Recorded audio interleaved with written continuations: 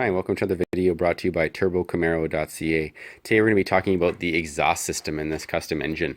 I've got a Chevy 250 here in front of me. You've seen this before in previous videos, lots of videos now, but what I haven't talked about is the exhaust system. You can see it there, this sad brown rusty looking exhaust system that's just sort of waiting to either be hooked up or tossed out. Tossing it out would be fantastic, but unfortunately it's not in the budget right now, and being that the turbo isn't installed yet, it really isn't the most practical time to do it. So what I'm going to do for now is hook up the existing exhaust to the manifold just so I can break the car in and get it so that it's road ready. So that being said, as you can see, I've got this Offenhauser intake manifold joining with a 292 stock exhaust manifold. Now the 292 manifold is a larger flowing manifold compared to the 250. That's a given. That being said, there's several versions of the 292 manifold. This particular version was found on eBay. It's actually from a Massey Ferguson tractor trailer, I don't know if it's a farm vehicle or what, but basically it's from a sort of a commercial utility vehicle instead of just a regular vehicle. Now I think some of the bigger vans and trucks and dump trucks and things like that carry them as well, but this particular one is a 2.5-inch outlet. So the hole in this actually for the flow of the exhaust leaving the manifold is 2.5. A lot of the previous ones were either 2 inches or 2.25 or whatever, but this is 2.5. So it's essentially a unicorn, diamond in the rough, whatever you want to call it. It's a unique piece that seems to be harder and harder to find. Now they are available, I think, on eBay still, 150 US, which is fine. I think I got it for 80 or 90 or something like that. So you get what you get, but this is the one you want, especially if you're planning on building any power with a stock manifold or setting up some sort of a turbo application and not using one of the more fancy custom sort of specific turbo manifolds. Now the bottom of this manifold will connect to this existing pipe, but not with the original hardware. The original 250 manifold, I'll show you over here. So got it retired down here, is a 2-bolt. So there's basically, it's just sort of a circle with a bolt on each side. I don't know if it's a 3-inch gap or what, but it's essentially only 2 bolts. And of course the flange that is still attached to this exhaust pipe is down there. It's sort of hiding at the bottom, and it's not going to work with this manifold. This manifold is a 3-bolt. It's a very universal. There was probably like 20 years of cars at least that use this flange. It's a 3 1/8 inch gap for the bolt pattern, and then it's a 2.5-inch hole.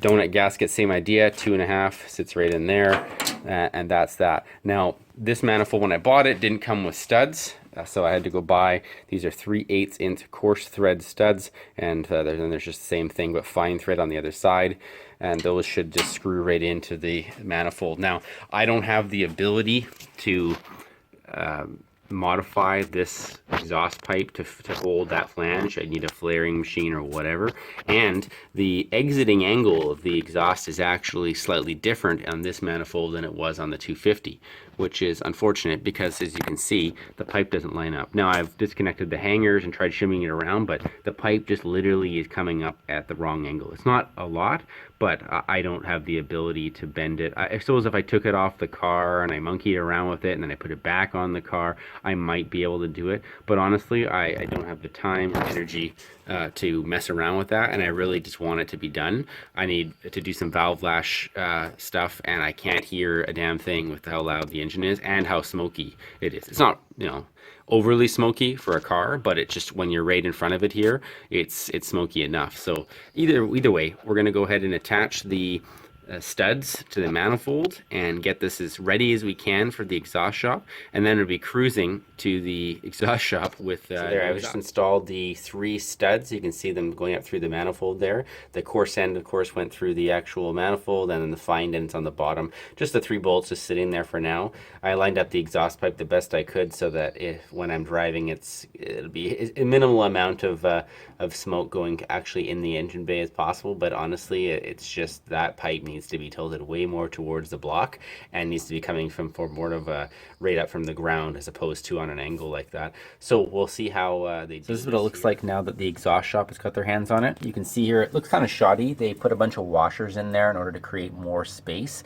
The studs that I had showed you previously have too much of a shoulder on them for this connection, so there's not enough thread and there's not enough area for them to mount it, so they had to create some space, so they used washers. It doesn't really matter to me because it's going to end up hooking up to the turbo anyway, and it will allow for some adjustment on the angle and things like that. So in the end, as bad as it looks, it's actually kind of a good thing.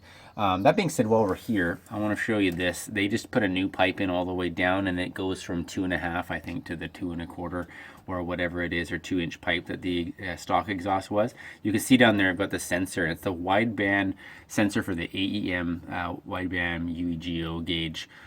It's a Bosch sensor, I think, and just for interest's sake, this should be mounted about this location for turbocharge, and it should be on the top half of the pipe. Putting the sensor in the bottom half or even in the bottom quarter of the pipe will result in any kind of fluid or condensation pooling on the sensor, and it will shorten its lifespan. So put it on top of the pipe or at the side if you can. There's a lot of area right there for the sensor because of the fact that it's swooping down beyond the firewall. So if you can put it down that far, that's great. In this position, it's about, I don't know, 24 inches or so from the manifold.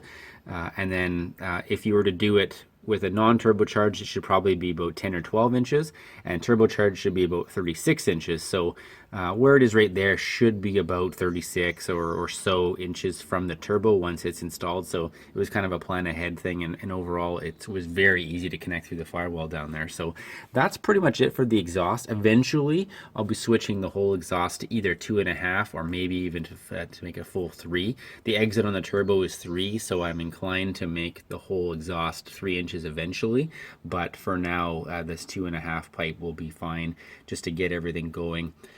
Yeah, if you have any questions about the exhaust or need any other information to do your own build, please let me know. Feel free to comment below, as well as subscribe to the channel if you want more videos like this, and it can be found on Twitter and Facebook under Turbo Camaro as well.